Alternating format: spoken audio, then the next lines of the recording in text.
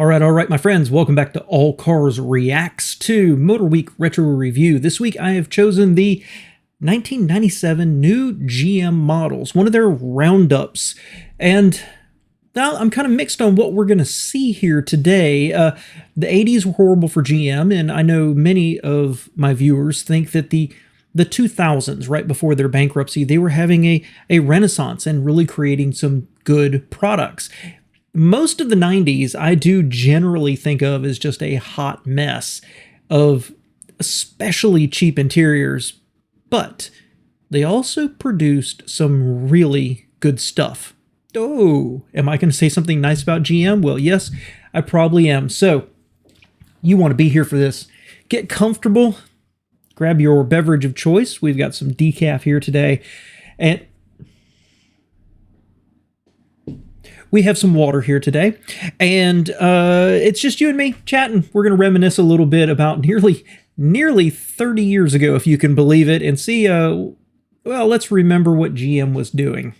If you've been faithful for the past 2 weeks, you know it's time for part 3 of Motorweek's annual Detroit Big 3 preview.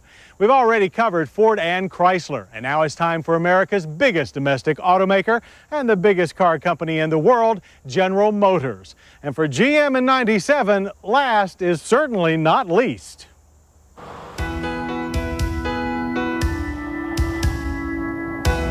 For 1997, General Motors is almost an auto industry unto itself, with 14 new models being introduced over the next 9 months. That includes a trio of fresh front-wheel drive minivans, the Chevrolet Venture, Pontiac Transport, and Oldsmobile Silhouette. Available in regular and extended length, these steel-bodied vans boast conservative styling, European feel handling, and features that their competitors can't match. Airbags and anti-lock brakes are standard. And yes, there is an available left side sliding door, but the right slider retains GM's exclusive power assist. Engine power is from a 3.4-liter 190 horsepower V6, the most standard power among small vans. As you might expect, Chevrolet will... So I'm going to try to keep these relatively, because it's not a huge long video, but they're going to cover a bunch of stuff. So I think there's going to be a lot of interruptions here. So I'm going to try to keep it relatively short for y'all. I hate those vans. I really do. I've talked before about I had a Saturn Relay, and it was the biggest piece of crap I've ever owned. Well, yes, other than my first Jeep. But that's a story unto itself. It's interesting how positive they're being about it. They're not doing a whole test here, of course. They're kind of hitting the bullet points from what sounds like a press release. Safety features others can't match. The most power available, industry exclusive electric sliding door. Little journalism would have been appreciated there. I hate the vans. I really do. And they very, very much identify as a product where GM said, we've got to enter something into this marketplace. And they've done it before. And they just didn't go in with the mentality of how can we be the best? It was only we have to have a product for GM loyalists when they walk into our showrooms. I don't know. They weren't hideously ugly. I didn't think so. I bought a version, of a GM minivan. I actually thought they were pretty attractive, and we did like how they drove. It was a step above in some ways the Windstar and the Caravan, but it was the worst decision because the longer you drove it, the more narrow it felt, the cheaper the dash felt, the more high it felt. And I realized later, the more I drove some other minivans, what I didn't like about the Caravan, that it felt kind of light and thin, made it car-like and comfortable. Not a fan of their minivans. Gained GM's most affordable new family sedan. The legendary Malibu nameplate has been reactivated for this Corsica replacement that is styled much like popular imports. The same goes for the comfortable, no-nonsense midsize interior that includes a split folding rear seat. The front drive chassis uses 2 engines, a 150 horsepower 16-valve inline-4 and a 3.1-liter pushrod V6 rated at 155 horses. The suspension is up to date, all independent with struts at each corner, and anti-lock brakes are a low-cost option. While the So I've almost changed my opinion about the Malibu. I've made no bones about the fact that I like the most recent one that's now canceled. This one I really didn't. And it falls into that weird category of, I actually think it looks okay. GM tried to stop being a design leader and instead said, look, we've just got to compete with the imports. Let's build something just like that. The interior came across cheaper. And I really hate, I'm going to go back to it here. So if you look right here, the gear shifter, it's like that tall. It is the dorkiest, ugliest thing. And I think it's interesting because this car kind of represents a transition. If you look at older, especially imports, open floor and gear shifter just way down on the floor, basically. And now we've got these big, huge center console areas that are right there. What GM did, and it's smart thinking, is they put the top of the gear shift so your hand can rest on it when your elbow's on the armrest. It's smart thinking. It's just horrifically ugly. The answer would have been to raise the console up a little bit, but that's not where they were in design at the time. So I actually have come around to liking this car more and more the further away I got from it.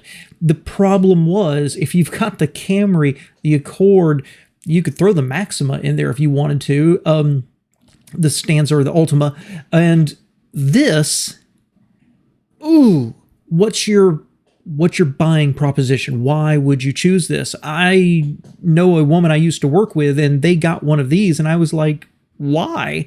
And basically alienated her for my opinions. But I've come around to this car.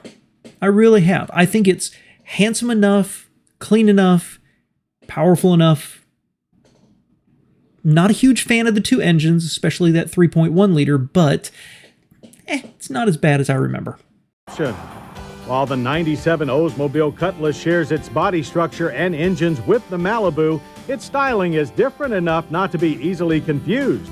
You won't confuse this car with the Sierra it replaces either. The interior is clean and modern. The very stiff body gives Cutlass an expensive feel and a much improved ride and handling quotient.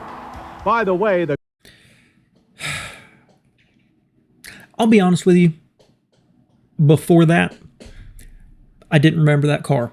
I've always liked the Cutlass Supreme, so for them to come out with something called the Cutlass, God, that makes a lot of marketing sense. We've got the Cutlass and the Supreme, but I barely remember a Malibu-based Oldsmobile called the Cutlass.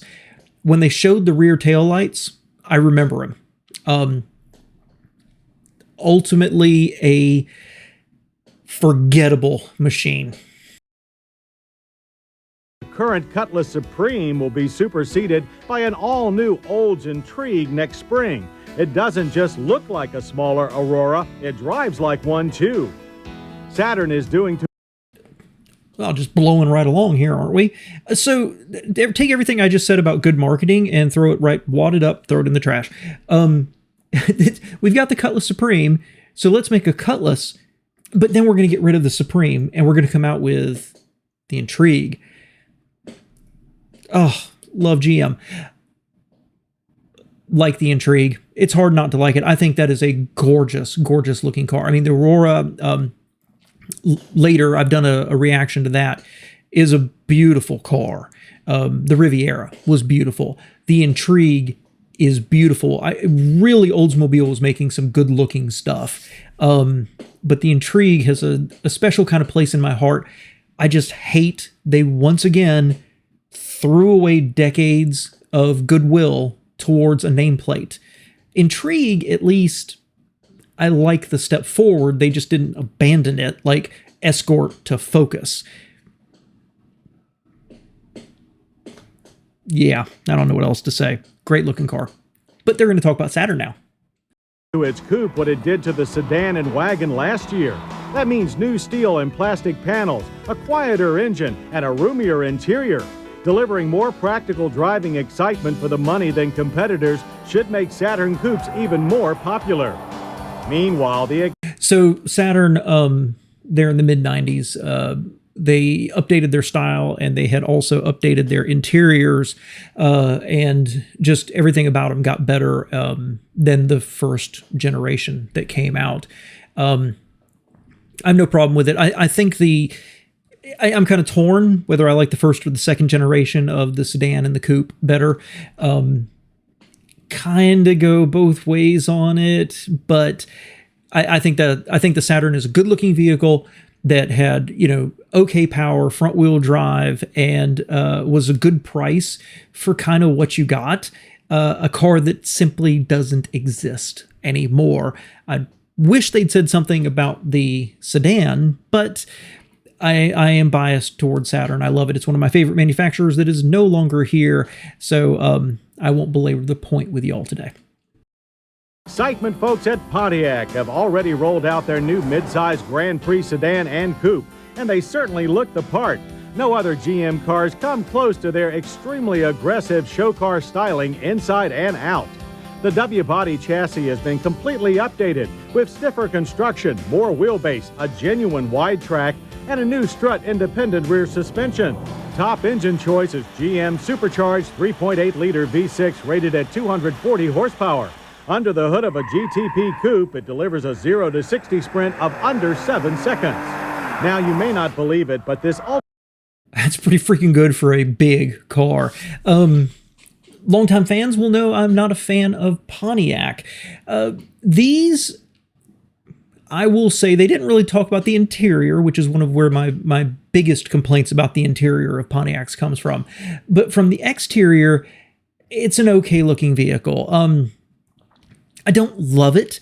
I actually think for the size of the car, the front is a little dainty, the headlights and the grille.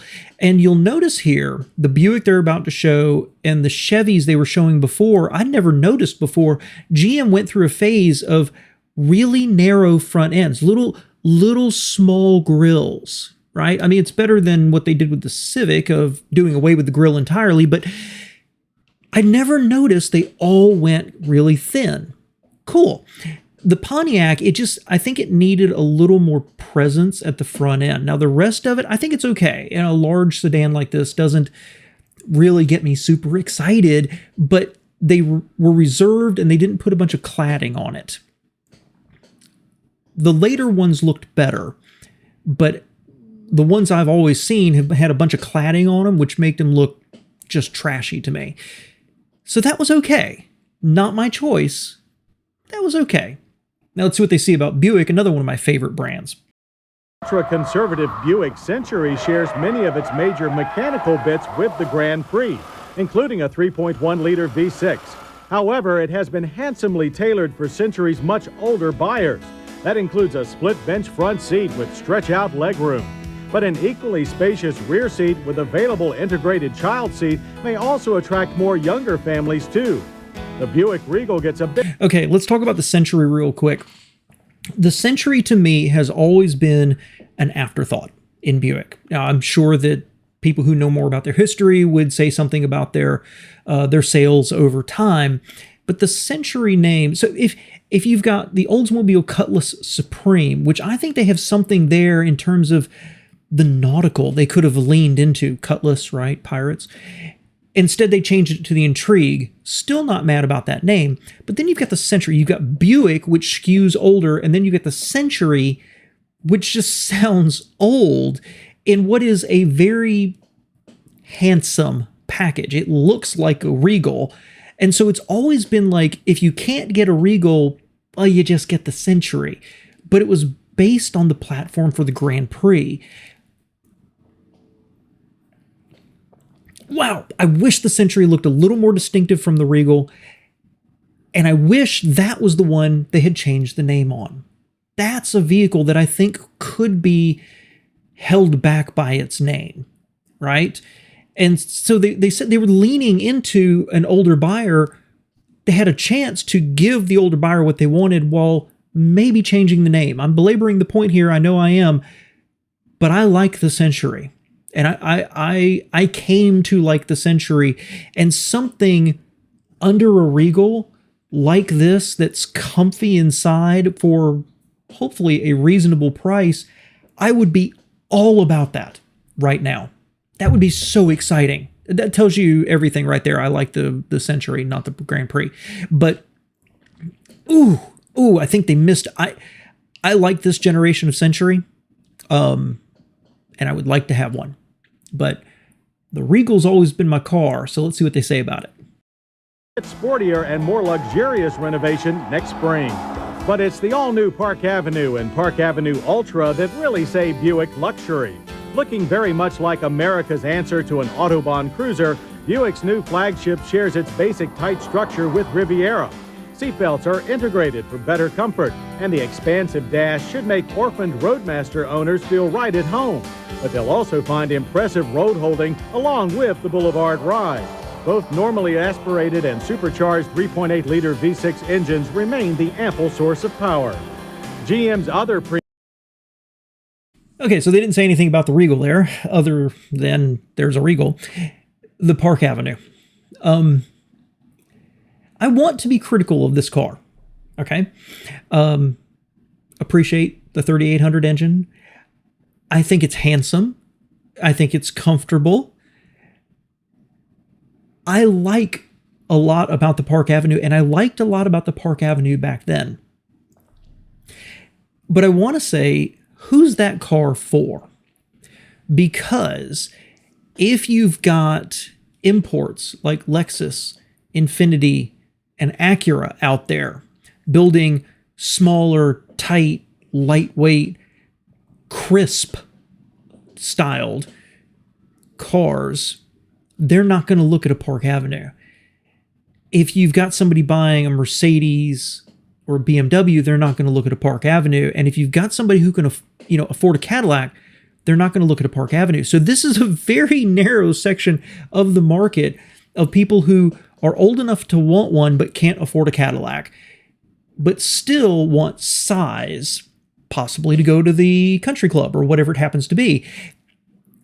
I look at the Park Avenue and I'm like, I can list 10 cars I would rather have than that. Except I like it's big and it's soft and it's quiet. I think Buick's biggest weakness in this period, and I said it about the Roadmaster, which I adored, is the unbelievable cheap interiors. The interiors in these, the styling of the materials look as bad as what you could get in a Chevy, but it's supposed to be competing with Lexus, Infiniti, Acura, and others. It was horrible decisions all the way around. However, if it was 97 and I had the money, I would absolutely consider a Park Avenue. Would I buy it? Well, I tend to think no. I think that something more like a Vigor or a Legend would be something I wanted. But I have to admit now, the Park Avenue actually holds a little bit of nostalgia for me. And I like it a lot. Let's see what they say about Cadillac. Premium division, Cadillac, will be introducing their first V6-powered sedan in almost a decade, the German-made Catera. This rear-drive executive sedan is aimed at the younger buyer who otherwise would be visiting an Audi, BMW, or Mercedes franchise. While it began life as Opel's flagship Omega MV6, it's been successfully massaged for American taste without losing any of its Teutonic abilities. That includes power, a 3-liter, 200-horsepower, 24-valve V6, also found in the Saab 9000. In our early testing of Catera, we found it to be more fun than Cadillac buyers would ever expect. Speaking of fun, I'm not going to say anything about the Catera here. I did a whole reaction video to it relatively recently, within the past couple of months probably. And, a quick summary is cool, but GM just... like, okay, there's Opel over here. Opel's not necessarily a BMW Mercedes competitor, but hey, it's German and we can say it's, German. So let's just take it, do a couple things, and we'll drop it here in America. And what they ended up with is something underpowered and overweight. Would I enjoy driving one? Yeah, probably. But half-hearted attempt by GM. Have only giddy expectations of the spring arrival of a new Corvette. While the shape appears derived from the current car, it is lower, wider, with a longer wheelbase, but shorter overall, with an all-aluminum V8 pumping out 340 horsepower through a rear-mounted 6-speed manual gearbox. Stay plugged into Motorweek for this one. And you also have to plug in this new GM EV1 every night. GM's first electric car is on sale, or should we say on lease, in California and Arizona through Saturn dealers. This is a real car with good handling, a very quiet ride, and it even includes a great stereo. Mileage between juice-ups is about 70 to 90 miles. Okay, let's do two of them. Corvette. One day I need to do a whole video about Corvettes. Not just their history, but my opinions on it, because I've just never been a fan. I alternately would love to have one, and I like the new ones. I know a lot of purists do not like the most recent Corvette. I think they look great. I think they look sharp. And those purists who look back at the, 90s, 80s, and 70s, and that's what they want to see, I never cared about them, creaky and hard riding with a cheap interior. Corvette does not excite me. I'm glad there's a new one coming out. I'm glad they're still here, and I'm glad there's people enough to buy them and keep it going, because it is a legend in America. Just not a fan. I'd rather have something smaller and less powerful, or it's not really a supercar till possibly recently. EV1. It is easy to forget sometimes, for all of GM's many failings, just how advanced they can be. And I've touched on that on the program several times, of like the Volt. They created a hybrid system and just didn't carry it through, just didn't develop it, and they didn't do what Toyota did with the Prius. And the EV1, there's been so much written and movies, documentaries filmed about it. What an amazing place in history. And it just ended. And I'm not a conspiracy theorist around it, but gosh, where would EVs be if GM had kept plugging away?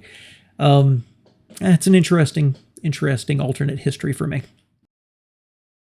Some of the most popular pickups and sport utility vehicles going too.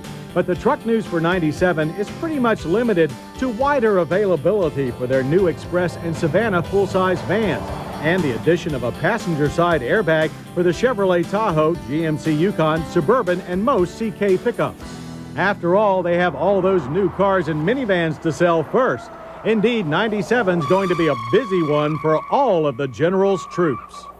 So I guess they were just hitting on the new stuff, not the full lineup, because they didn't talk about the Camaro, and they didn't talk about the different SUVs, or they even showed, I think it was on the thumbnail, the Oldsmobile Bravada. They didn't touch on anything, and that's kind of sad. I had things to say about them. Interesting lineup. I've come to, again, I will harp on one more time, the interiors of the sport utilities like the Tahoe and the Suburban and the trucks. They were nasty. I didn't like them at all. But I really respect these trucks now. The longer I get away from them, the more I respect them. And I think they were super, super durable. If I'm getting my GM codes correctly, right? Interesting lineup, and it makes it, living through the 90s and seeing the rise, really, of Toyota, and, being a Saturn fan, and, everything else. GM was almost swinging for the fences in a conservative way. Like, they came out with all of these new cars all at the same time. Now, some of them are platform mates, right? So it's different styling on the same platform. But they were doing a lot of stuff. They were swinging big, but all of these felt very, very conservative.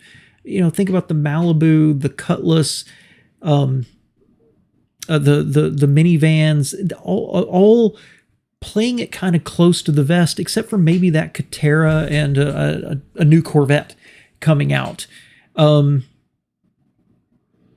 This feels like a GM that was trying to be careful, but bring the level of everything up. That's my final thought on it. So I think this has gone on more than long enough, but there was a lot to cover here. Thank you so much for spending a few minutes with me. And of course, leave your comment with your thoughts below. I appreciate it, y'all.